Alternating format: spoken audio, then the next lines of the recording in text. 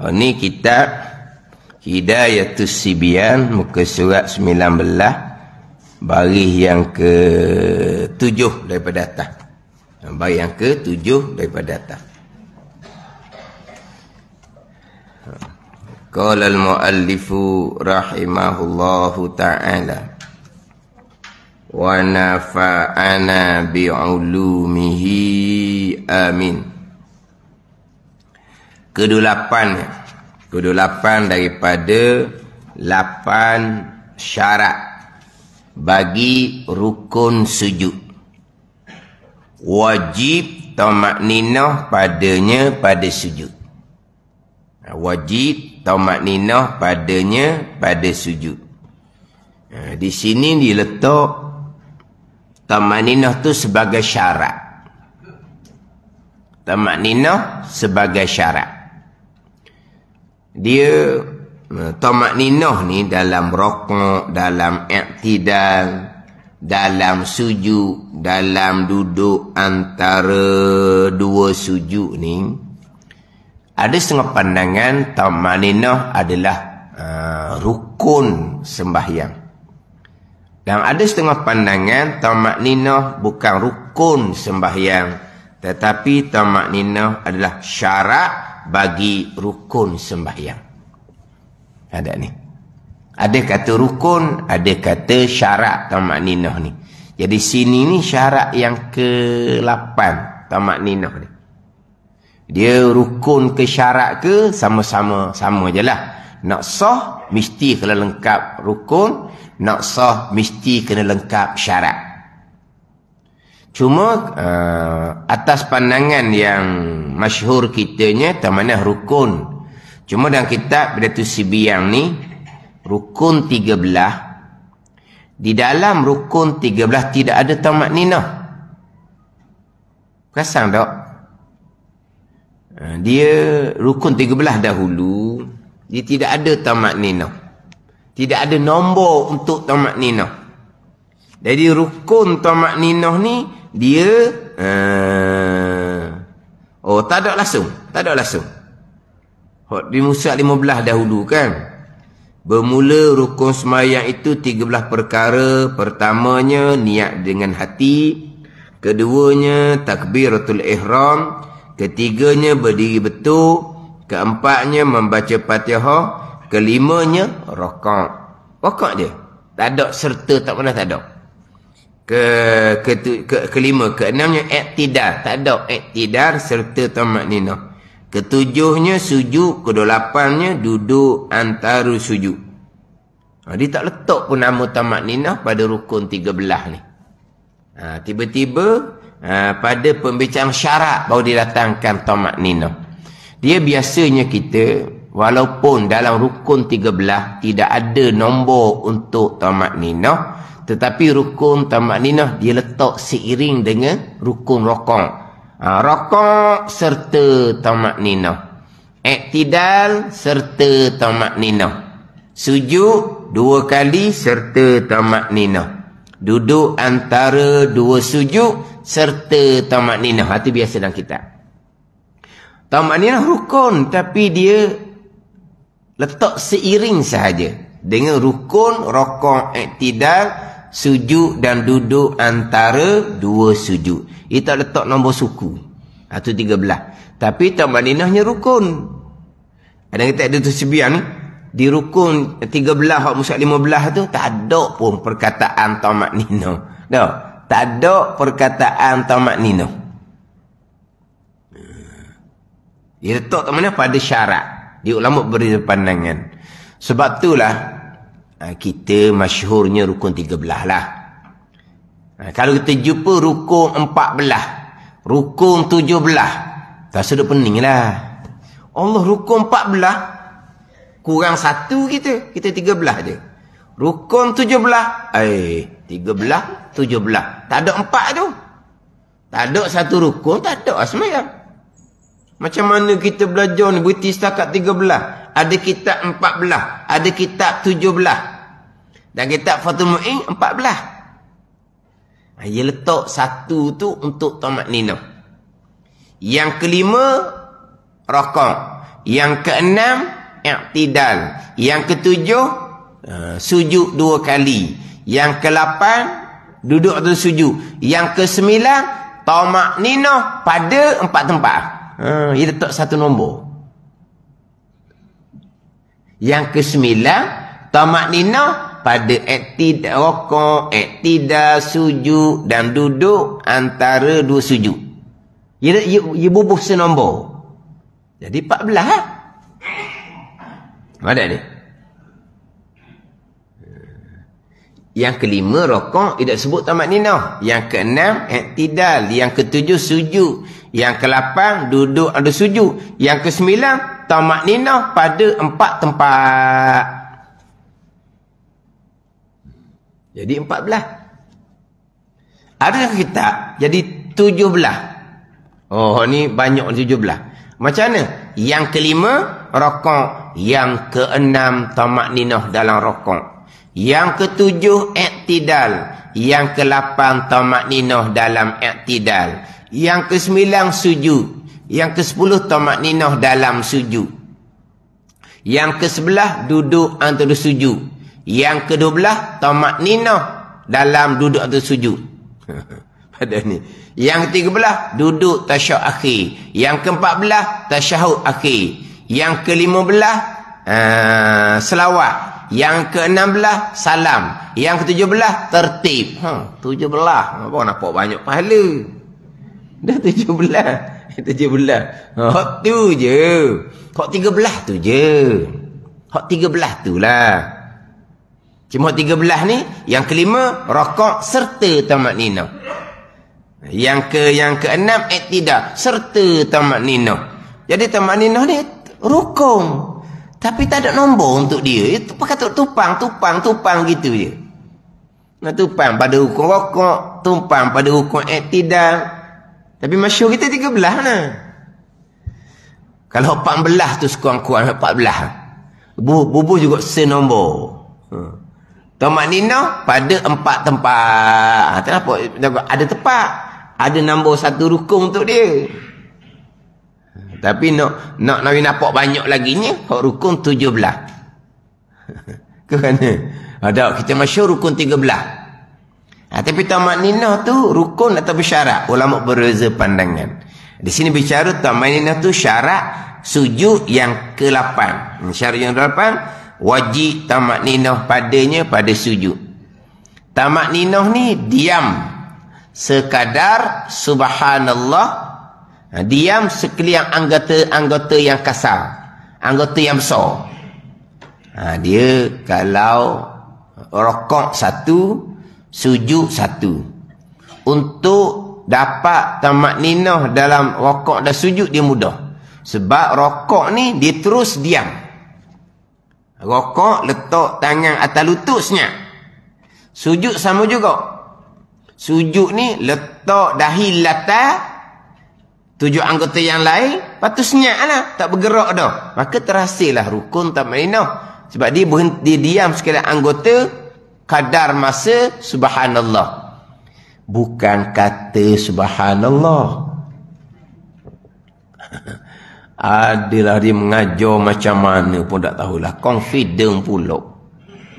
Orang kita semayang ni banyak tak sah semayang. Sebab tak ada tamakninah. Kenapa tak ada tamakninah? Sebab dia tak kata subhanallah dulu. Rukuk subhanallah azim wa bihamdi. I'tidal rabbana lakal hamd. Sujud subhanallah a'la wa bihamdi. Duduk ada sujud rabbi firli warhamni. Kita kata subhanallah. Tak ada tamakninah dia kata, tak sah semayang. Bukan kata subhanallah. Diam, qada masa subhanallah. Dia suka kata dulu, rukuk subhanallah, subhanallahil azim wa bihamdi, nak kena gitu. Manakala sujud kok letak dahi latar subhanallah. Dapat tamakninah. Barulah subhana rabbiyal a'la wa bihamdi. Barulah kita baca benda sunat. Kena buat wajib dulu, kena dapat tamakninah dulu, kena kata subhanallah sekali. Barulah dapat tamakninah. Sujud subhana rabbiyal a'la. Tak kata subhanallah, tak ada tamakninah, tak sah rukun sujud. Kata boleh pula ajar gitu. confident pula. Dia tamak-ninah ni diam sekadar masa subhanallah. Bukan baca subhanallah. Tapi dalam sujud ni mudah. Sebab dia letak dahilata, kena bumi 7 anggota, maka anggota yang kasar, anggota yang besar, diam dah lah, dapat tamak-ninah. Hak dahulu yang kita bicara dahulu, peringatan dahulunya, hak tamak-ninah dalam i'tidal. Itu nak kena jaga. Tamak-ninah i'tidal nak kena jaga sebab kita sami Allahu liman hamidah, kita angkat tangan sunat hay'ah, maka tangan tu anggota yang besar. Bila angkat tangan, turun tangan, selagi tangan tu tidak diam, maka belum dapat lagi tamak-ninah. Walaupun kita i'tidal tu tegak pun lama dah, selesai dah baca Rabbana lakal ham apa semua, tapi tangan belum berhenti, belum lagi dapat tamak-ninah. Sebab tangan ni anggota besar. Mana dia tangan sapa pinggang, di pinggang tak? Sapa betisak, dia pun turun sujud lalu dah. Dia tidak diam sekadar subhanallah. Maka tak ada tamak-ninah. Dalam i'tidal lah yang nak kena jaga. Kalau hari Jumaat, orang kan mari lambat-lambat di semai sunat qabliyah Jumaat kan. Di semai sunat bagi mari lambat. Hak ni banyak ah. Sebab tu khatib sedang berkhutbah, dia nak mempercepatkan solat dia. Memang dia kena mempercepatkan solat sebab khatib sedang berkhutbah. Bila nak mempercepatkan solat, dalam i'tidal tak ada tamak-ninah. Dah ni pernah berlaku lah. Pernah berlaku. Dia tu khatib ni, dia disunatkan masuk masjid tu lewat. Dia masuk masjid, lepas tu dia pun baca khutbah lah. Bukan masuk masjid awal-awal macam awal lain. Dia tu imam ni kan, dia afdalnya siapa di masjid terus iqamah dia jadi imam. Terbaru-baru lah. Tu imam tu ada apa? Ni tu imam mari awal-awal duk bersembang di luar sambil-sambil isap rokok. Lepas tu balah dulu dengan anak makmum kelihing begitu begini. Lepas tu nak dia tu imam. Anak makmum ni gerang aku di balah dia tadi ada habis lagi ni. Jadi tu imam lah pula dia ni. Dia tu imam mari awal-awal. Mari awal duk bersembang pula luar. Dia tak. Tu imam dia sapa iqamah. Tu semayang. Barulah ada dia punya hebat dia. Tu ada ni. Nabi SAW kalau dah ada bilik Nabi SAW, nampak je Nabi isyarat pada iqamah, ni Bilal iqamah, Nabi terus jadi imam. Nabi tak semaya qabliyah, kalau di dalam masjid, semaya dalam bilik Nabi dan rumah Nabi sallallahu alaihi wasallam. Jadi afdal dia gitu. Jadi ada satu tempat, maknanya orang selesai semayang qabliyah belaka, tu imam baru keluar. Dia pun semayang qabliyah Jumaat berserta dengan tahiyatul masjid. Orang lain sudah main belaka dah. Jadi di semai seorang depan tu, main seorang tak ada tamak-ninah di dalam i'tidal. Tak ada, cepat tangan tak berhenti, terus turun pada sujud, tak ada tamak-ninah. Alhamdulillah ada orang tegur lepas tu okey lah. Perkara tu perkara khilafiyah. Memang perkara tu khilafiyah, tetapi orang berkenaan buat perkara tu, orang duduk perhati tengok ni bukan tahu pun khilafiyah ke tidak khilafiyah. Pada khilafiyah ni ulama berbeza pandangan. Dalam mazhab Syafi'i sendiri kita Al-Anwar, kalau semayang tu semayang sunat, dan mazhab Syafi'i ni pandangan dhaif. Tamak-ninah dalam i'tidal, tamak-ninah dalam duduk sujud tidak ada rukun di situ. Bukan kalau semai sunat, pandangan dhaif dalam mazhab Syafi'i tidak ada rukun i'tidal. Tidak ada rukun duduk antara dua sujud. Pandangan dhaif dalam mazhab Syafi'i sebab semai sunat ni nak cepat, nak banyak. Nak cepat, nak banyak. Jadi i'tidal bukan rukun. Duduk antara sujud bukan rukun. Sebagaimana qiyam, berdiri pada semai sunat bukan rukun. Itu kita maklumlah. Kan berdiri menjadi rukun ni pada semai fardu je. Pada semai sunat berdiri tidak menjadi rukun. Pada semai sunat berdiri tidak menjadi rukun. Itu betul. Fardu dhaif ni berdiri tak ada bukan pada semai sunat bukan rukun. Iktidal pun bukan rukun, duduk antara sujud pun bukan rukun. Jadi tak ada semai sunat qabliyah Jumaat. Tak ada tamat ni dalam iktidal. Tak ada iktidal pun tak apa. Kalau semai fardu tak boleh. Melainkan mazhab Hanafi. Mazhab Hanafi semai fardu pun iktidal bukan rukun. Semai fardu pun duduk antara sujud bukan rukun. Lepas tu kalau pergi Mekah dia tengok orang ni bangkit daripada rokok, bangkit tak berdiri molek pun tunggu sujud dah. Sebab dia tidak ada iktidal. Sujud yang pertama dia angkat kepala daripada lantai. Sujud yang pertama dia angkat. Tak ada duduk molek pun lagi. Terus sujud yang kedua. Dia memang tidak ada duduk antara sujud. Dia tidak ada. Cuma untuk jadi dua sujud dia kena angkatlah kepala dari lantai. Kalau dah angkat tak akan jadi dua.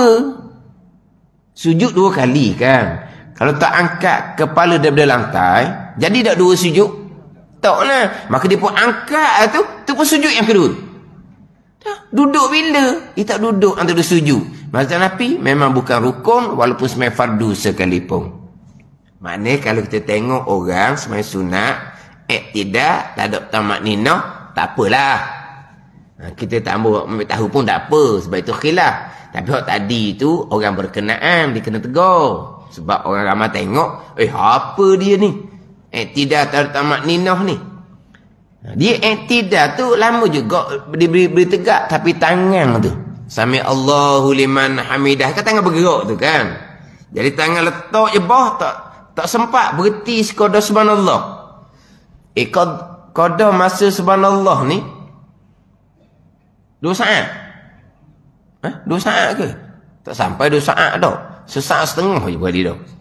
Biarlah kira sesaat setengah pun. Nak kira mana? Sesaat setengah. Kalau sesaat tak pernah sabar. Qada subhanallah. 2 saat. Sesaat lah. Sesaat setengah gitulah. Sekejap sangat je nak dapat qada tamaninah ni. Tapi kok mana pun tangan hok angkat tu kena diam dulu.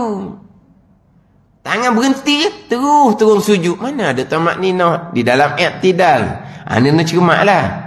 Mana kalau betul lah nak cepat, tak usah angkat tangan lah. Bila tidak angkat tangan, sami Allahu liman hamidah. Dapat tamaninah sekejap je. Tapi rugilah kalau tidak angkat tangan sunat hay'ah. Bila angkat tangan, kena berhenti molek-molek dulu. Dapat qada subhanallah, dapat qada tamakninah. Sama juga dengan duduk antara sujud. Ada orang ni jarang lah. Tapi dia duduk antara sujud, dia letak tangan ni di pangkal paha, lepas tu dia perlahan tangan tu bergerak sampai ke lutut, dia pun terus sujud yang kedua. Apa ni dia buat tak tahulah. Dia urut paha barangkali. Ada. Sebenarnya terpandang. Ya, dia urut ke paha tu apa? Dia bangkit dari sujud yang pertama. Duduk sujud, dia letak tangan di pangkal paha, tangan tu bergerak sampai di lutut, dia pun sujud yang kedua. Tangan tu bergerak tu. Belum dapat tamakninah. Tapi ni jarang lah, tapi sebenarnya terpandang. Tak apalah, tahulah apa benda dia buat. Tu kata mungkin dia urut paha dia, lengoh ke apa tak tahulah.